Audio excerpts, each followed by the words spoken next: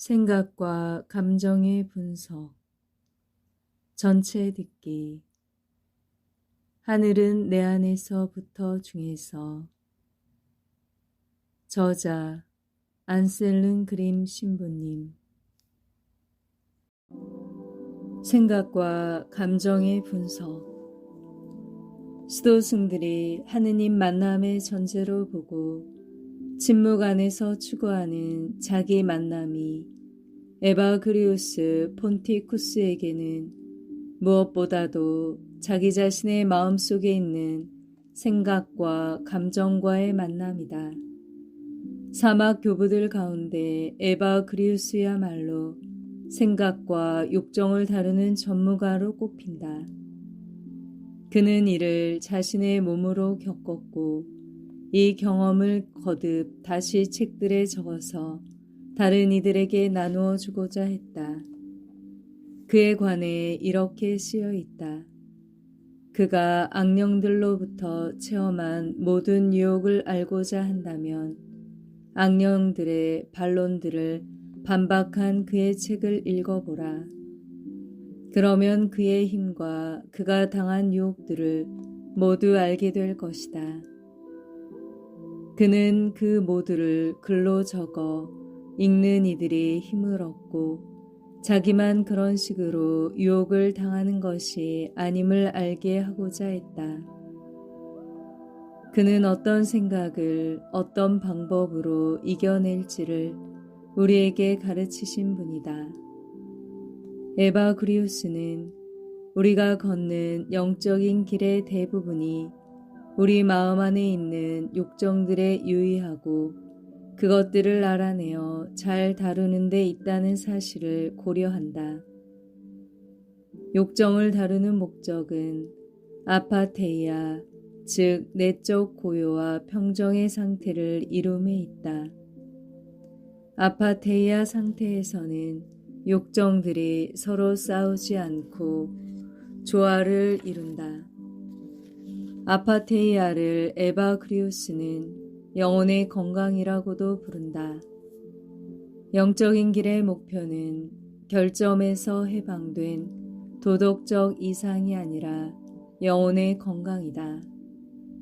에바그리우스에 따르면 영혼은 육신과 일치하고 사랑할 능력이 있을 때 건강하다. 무릇 아파테이아에 도달한 사람만이 참으로 사랑할 수 있다. 그렇다. 아파테이아는 실상 사랑이다. 에바그리우스는 그리스인이다. 그래서 그는 영적인 길을 그리스적 인간상에 따라 구축했다. 그리스 철학은 인간 안에 세 영역, 즉 욕구와 감정과 정신 부분이 있다고 말한다. 그뿐 아니라 수피교에서 유래하는 자아인식의 체계로서 에바그리우스의 아홉 로기스모이라는 가르침과 많은 유사점이 나타나는 애니어그램도 세 영역, 복부형과 심장형과 머리형을 말하고 있다. 에바그리우스는 세 영역에 각각 셋씩 로기스모이를 배열한다. 로기스모이는 사람을 지배할 수 있는 감정이 강조된 생각들, 영혼의 욕정들, 사람이 대결해야 하는 본능의 힘들이다.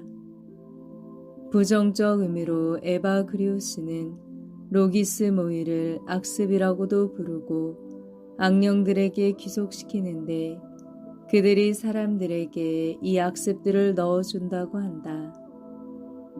이런 생각들과 욕정들을 다루는 것은 따라서 동시에 악령들과의 싸움이기도 하다. 여기서 악령이란 부정적 의미만 있는 것은 아니다. 사람을 순응시킬 수 있는 힘들이기도 하다. 플라톤에게서는 모든 신령이 선한 힘들이었다. 페르시아의 이언론을 통해서 비로소 부정적 권세들이 되었다. 에바그리스에게는 이 악령이란 사람 안에 작용하는 인격화한 심리적 메커니즘인 이 세상의 세력들이다.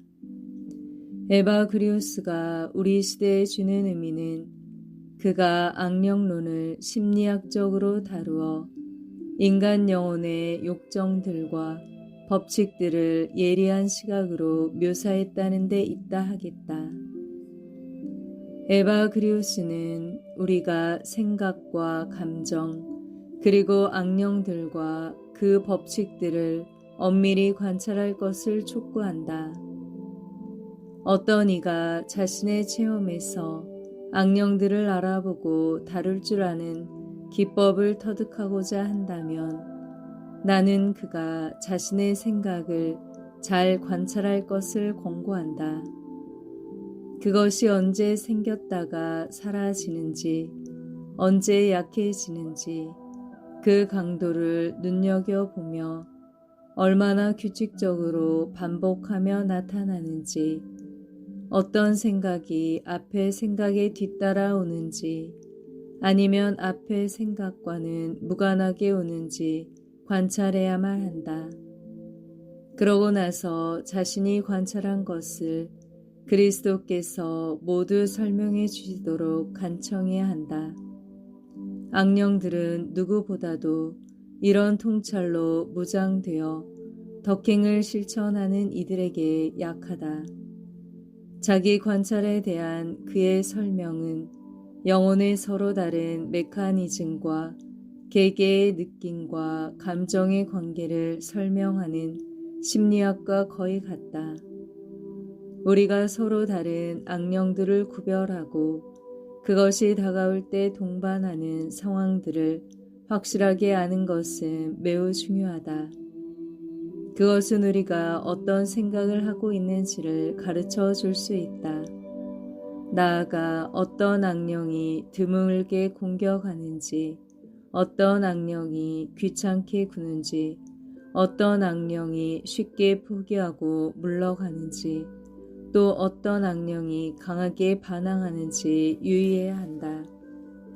끝으로 직접 공격해오고 하느님을 조롱하도록 유도하는 악령들도 알아보아야 한다.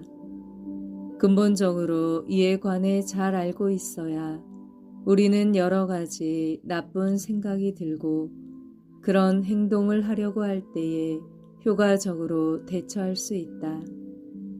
악령이 우리의 정신을 앗아가기 전에 그렇게 해야 한다.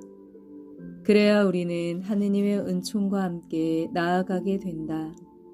악령들은 우리가 저들을 알아차리고 쫓아버리면 분노하면서도 우리의 날카로운 눈에 놀란다. 감정과 욕정들을 정확히 아는 것이 그것을 잘 다룰 수 있게 되기 위한 전제 조건이다. 그리고 우리 투쟁의 목표는 역시 아파테이아, 곧 내적인 자유다. 심리학적으로 표현한다면 목표는 나의 감정들을 더 성숙하게 다루는 것, 나의 욕정들에 대해 조화로운 관계를 이루어내는 것, 나 자신과 나의 어두운 면들과 화해하고 영적 노력에 기여함으로써 나 자신이 온전하게 되는 것이다. 에바그리우스는 욕정을 친숙하게 받아들이는 데에서 뱀의 지혜로움에 대해 말씀하신 예수님의 말씀이 이루어짐을 보았다. 뱀처럼 지혜롭고 비둘기처럼 순결하라고 주께서 말씀하셨다. 수도승은 진리 안에서 거짓이 없고 예언자들의 말씀대로 온유하게 자신의 생각을 펼쳐야 한다. 악한 생각은 우리에게 감추어져 있지 않다. 나의 눈은 나의 원수를 바라보고 나의 귀는 나에게 불쾌함을 주는 악한 것을 듣게 한다. 그러므로 우리는 악령들을 물리치기 위해 족제비처럼 악령들의 발자취를 연구해야 한다. 뱀은 지혜를 상징하는 동시에 성도 상징한다. 우리가 뱀의 지혜를 터득한다는 것은 성을 거부하지 않고 지혜와 힘을 영적인 길 안에 통합할 수 있기 위해 친숙해지는 것을 의미한다. 사막 교부들은 부정적인 생각과 느낌과 영혼의 욕정들과 친숙했다. 악령과 접촉하는 것을 두려워하지 않았다. 오히려 일상적 투쟁 안에서 더 정확히 그것들을 알아보고 있었다. 그들의 저서에서는 우리는 마음의 욕정과 무의식 속에 있는 힘에 대한 경험들을 읽을 수 있다.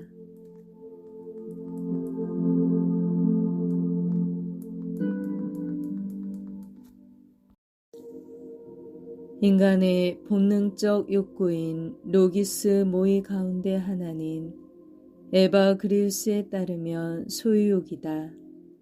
소유를 추구하는 노력은 인간의 본질적 속성이다. 이 욕망에는 안정에 대한 동경이 숨어 있다. 우리는 소유함으로써 더 이상 걱정하지 않고 안정된 삶을 살 수 있기를 기대한다.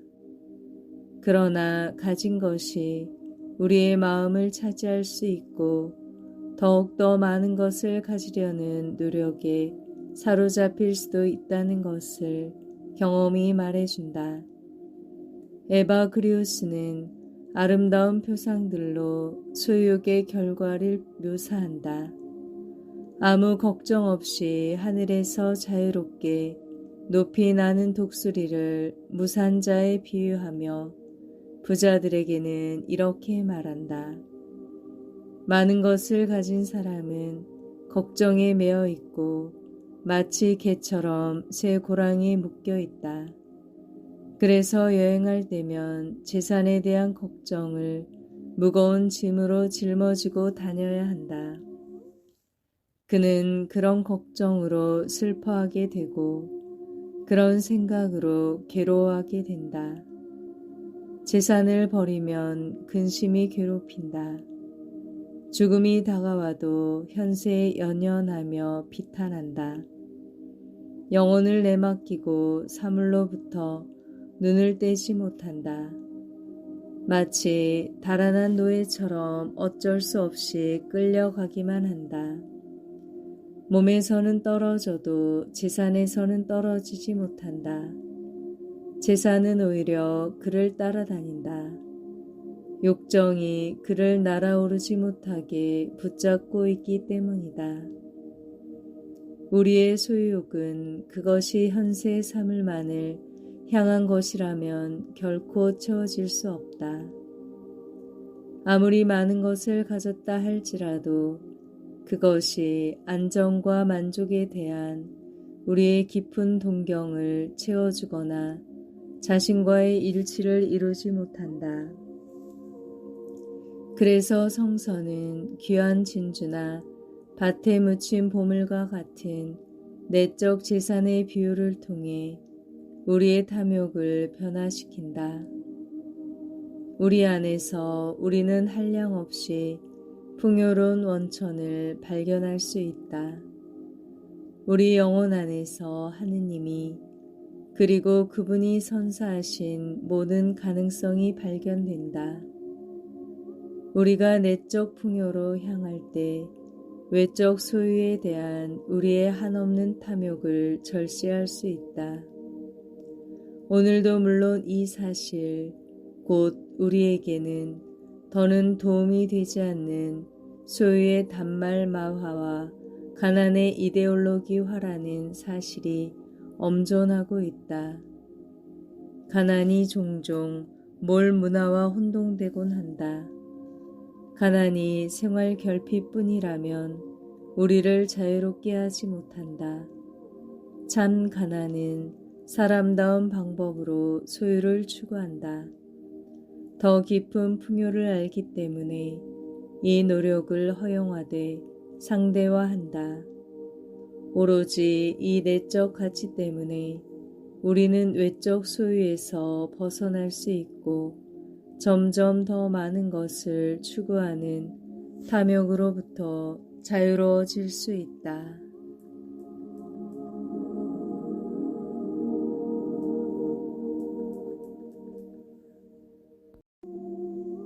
감정의 부분이라는 인간의 영역이다. 에바그리우스는 비탄과 분노와 나태를 배열한다. 비탄은 사람이 소원을 성취하지 못할 때 한동안 생길 수 있다. 때로는 분노와 함께 생길 수도 있다. 충족되지 못한 욕구와 소망의 결과는 대개 다음과 같이 나타난다. 이런 사람은 먼저 집이나 부모나 과거의 삶을 생각한다. 이런 생각들에 저항하지 않고 오히려 기꺼이 따르거나 그저 상상 속에서만이라도 즐기는 사람은 거기에 완전히 사로잡힌다. 하지만 우상화한 이런 상상들은 결국 사라지고 비탄 속에 빠져든다. 그것은 그의 현재 삶의 상황이 다시 실제가 되지 못하도록 방해한다. 그러니 이런 생각에 자기 자신을 내맡긴 사람은 얼마나 불행한가. 에바그리우스는 비탄과 슬픔을 구별한다.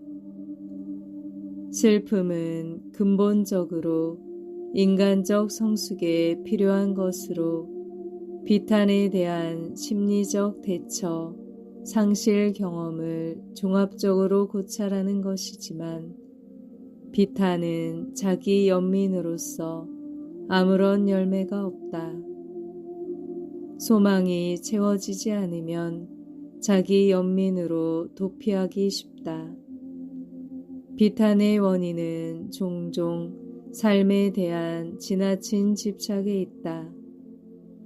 나는 보잘것없는 사람이기 때문에 전투에 나서지 않고 비탄으로 달아나겠다는 것이다.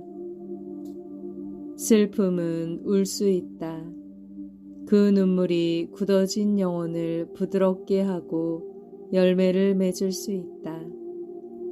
슬픔의 눈물은 기쁨의 눈물로 변할 수 있다. 비탄은 울 수 없다. 자기 연민에 잠겨버린다. 에바그리우스에게는 비탄이란 무엇보다도 아무 열매도 없이 과거에 연연함을 뜻한다. 과거에 집에서 부모 곁에서 누렸던 보호, 걱정 없음 등의 감정들을 거듭거듭 생각한다. 과거를 극복하고 현재를 위한 뿌리를 감지할 수 있기 위해서 자신의 과거를 돌이켜보는 일은 때때로 좋은 일일 수 있지만 끊임없이 과거를 회상하고 지나간 일을 그리워하는 것은 아무 도움이 되지 않는다. 에바그리우스는 당면한 현실 앞에서 현실이 될 수 없는 과거로 도피하는 것을 위험하게 보았다. 물론 우리는 과거로부터 현재를 위한 많은 것을 배울 수 있다.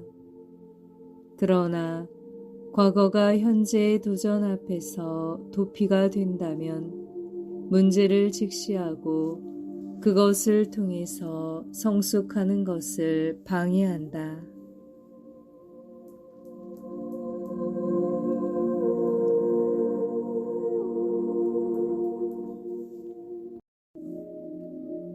비탄이 이루지 못한 소망에 대한 수동적 반응이라면 분노는 오히려 능동적 반응이다. 에바그리우스는 분노를 악령과 동일시할 수도 있다고 한다. 분노에서 사람이 다른 어떤 힘에 완전히 지배당할 수도 있다는 것을 분명히 본 것이다. 분노는 가장 격렬한 욕정이다. 자기가 상처를 준 사람에게 혹은 자신이 상처를 받았다고 믿는 그 사람에 대해 영혼의 민감한 부분이 흥분하는 것이다. 분노는 쉴 새 없이 사람의 영혼을 자극하고 무엇보다도 기도 시간에 의식 속으로 파고든다. 이때 그 사람은 자기에게 불의를 행한 사람의 얼굴을 눈앞에 떠올린다. 때로는 그런 일이 오랜 시간 지속되다 보면 원한으로 변하여 밤중에 나쁜 경험을 하는 원인이 되기도 한다. 대개는 그 때문에 식욕도 떨어지고 몸도 약해진다. 그런 사람은 안색이 창백해지고 꿈속에서 맹수나 무서운 짐승들의 공격을 당하는 장면으로 점점 더 큰 고통을 당하게 된다.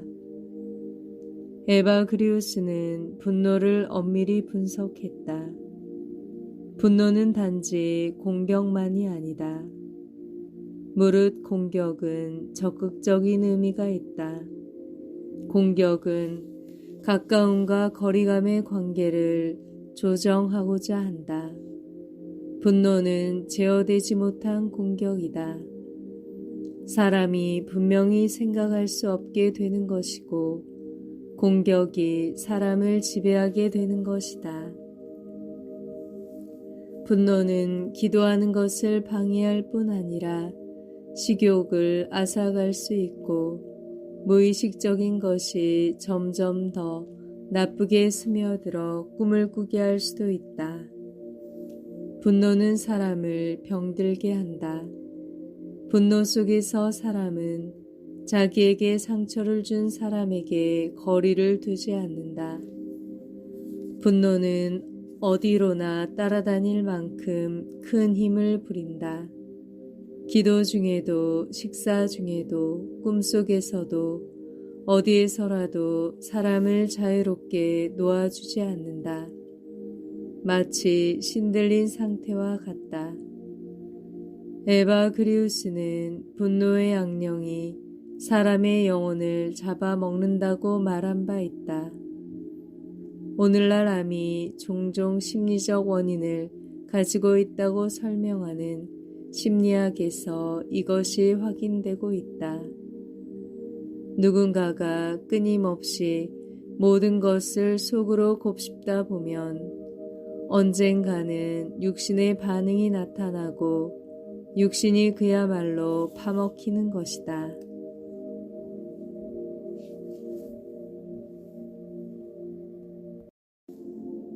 가장 위험한 악령은 수도승을 내적으로 갈기갈기 찢는 나태이다.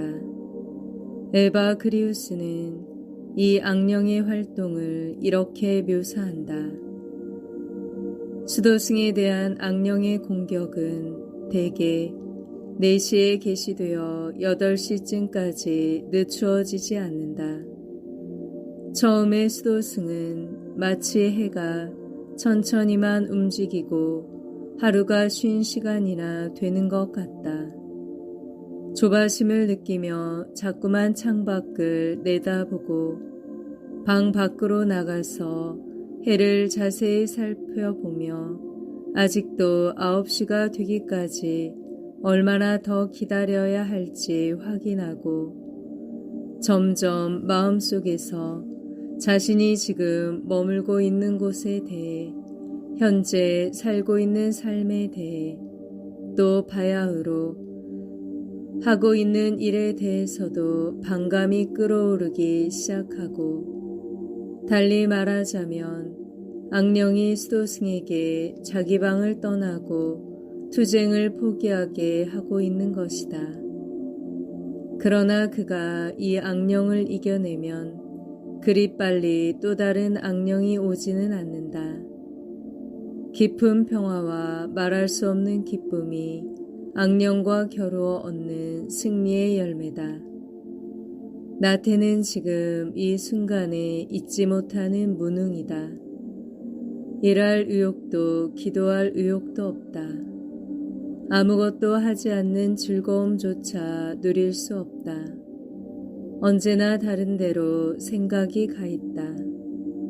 내적 불안으로 순간을 누리지 못하는 무능은 사람을 내적으로 분열시킨다. 나태는 현실에서의 도피를 의미한다. 자신의 현실을 직시할 마음이 없다. 그래서 끊임없이 생각을 어딘가 다른 데 두거나 무엇인가 다른 일을 해야 한다. 어떤 일을 일관성 있게 하지 못하고 어떤 일이나 사람을 참으로 받아들이지 못한다. 나태는 대개 낮 시간에 찾아오기 때문에 낮의 악령이라고도 부른다. 이것을 상징적으로 이해하면 특히 중년기의 악령이라고 할 수도 있다. 중년기에는 일상적인 것에서 기쁨을 느끼지 못한다. 그래서 모든 것이 의심스러워지고 지금까지 해온 일들이 무의미하고 허망하게 느껴진다. 무엇 때문에 전심전력해야 하는지 그 의미를 찾지 못한다. 모든 것을 비판하고 냉소하며 어느 것에서도 참 기쁨을 발견하지 못한다.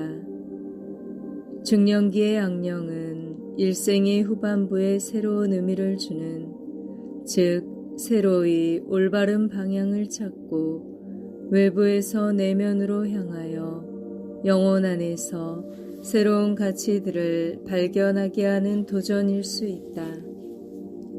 나태는 오늘날 많은 젊은이들에게서도 볼 수 있다. 그들은 어떤 일에 종사하거나 무엇에 감격할 줄 모른다. 순간을 살지 못하며 삶을 느끼기 위해 언제나 어떤 새로운 것을 체험해야만 한다. 그들 가운데 힘 있는 사람으로 자신이 살아있음을 느낄 수 있는 유일한 길은 다른 이에게 잔인한 폭력을 쓰는 것이다. 여기서 나태가 얼마나 파괴적일 수 있는지 잘 드러난다. 생활 능력이 없는 사람은 다른 이의 재력으로 살게 되고 자기 자신을 힘 있는 사람으로 느끼기 위해서는 다른 이에게 폭력을 써야만 한다.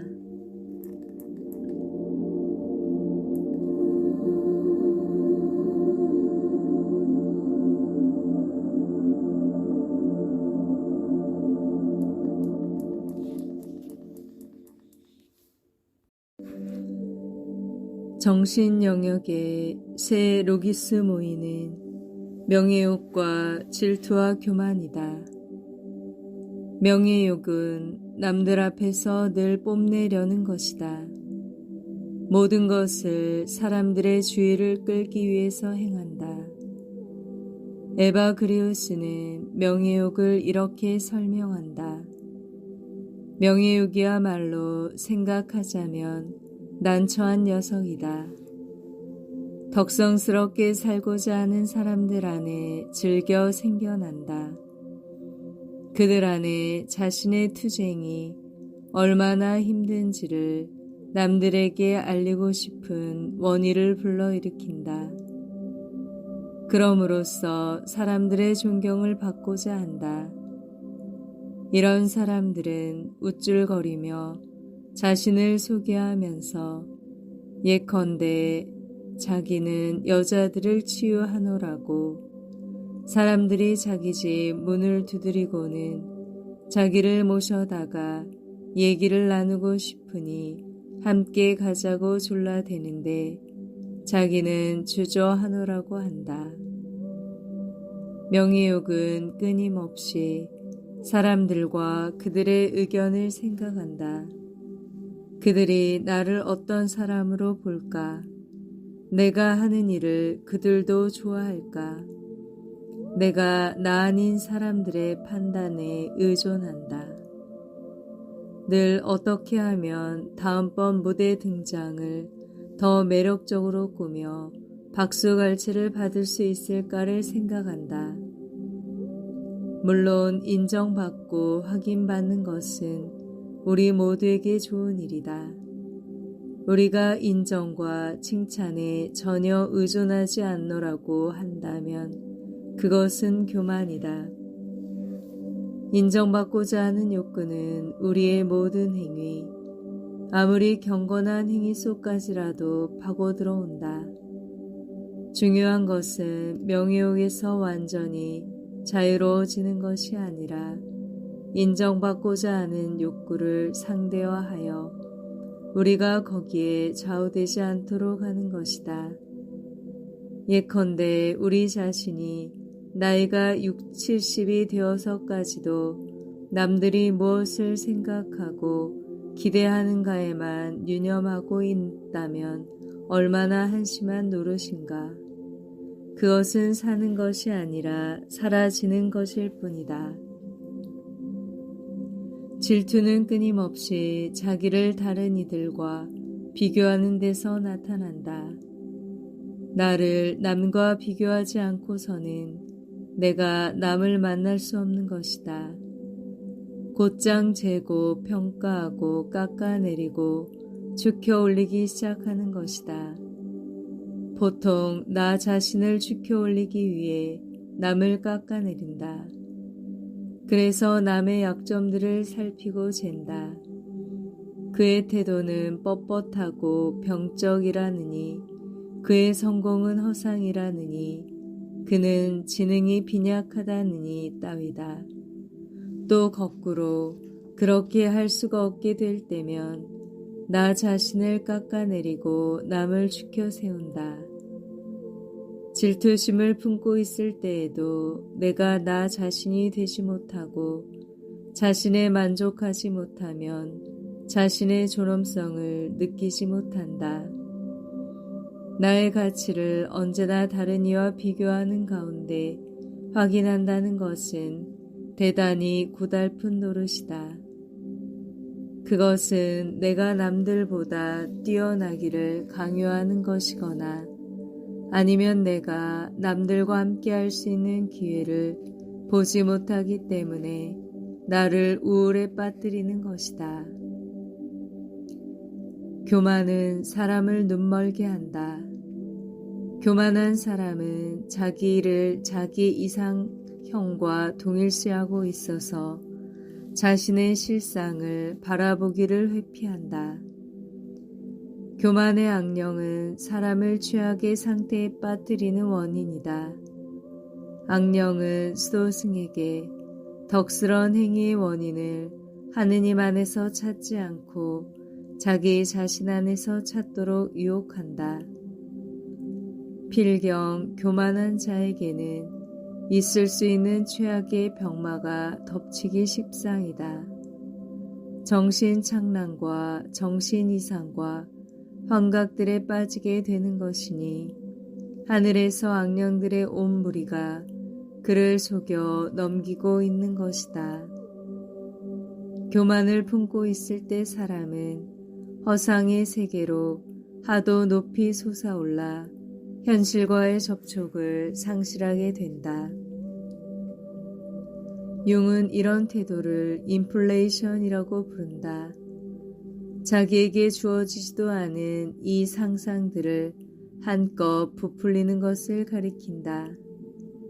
인플레이션은 을의 어떤 원형과 자기를 동일시할 때 생겨난다. 예컨대 예언자 상과 동일시하여 오로지 나만은 진실을 꿰뚫어 보고 용기 있게 진리를 말한다느니 혹은 순교자 상과 동일시하여 나는 예수님처럼 남달리 홀로 진리편에 있기 때문에 이해받지 못하고 고통만 겪어야 한다느니 따위이다. 이런 말들은 아주 경검스럽게 들린다. 하지만 그 이면에는 하느님과 같아지려는 또는 하느님이 특별히 부르신 사람들과 같아지려는 교만이 있다. 이처럼 교만은 눈을 멀게 한다. 예언자인 내가 나 자신의 현실 앞에서는 눈먼 자다. 세상을 향해 무엇이 옳은가를 정작 나 자신은 전혀 모른다. 내가 나 자신을 바라보려 하지는 않는다. 태생맹인을 치유하실 때 예수님은 흙을 침으로 개어 맹인의 눈에 다정하게 발라주셨는데 마치 이렇게 말씀하시려는 것 같았다. 너는 흙에서 왔다. 그러니 내 안에 있는 더러움과 너의 그림자들과 화해하여라. 사람이 되어라. 그러면 다시 보게 될 것이다. 내가 흙에서 왔음을 부정하는 한 너는 볼 수 없을 것이다.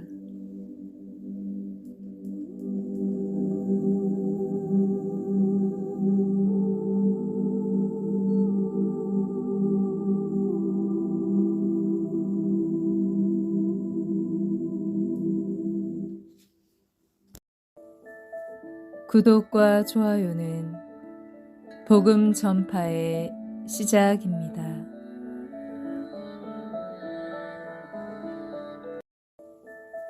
구독과 좋아요는 복음 전파의 시작입니다.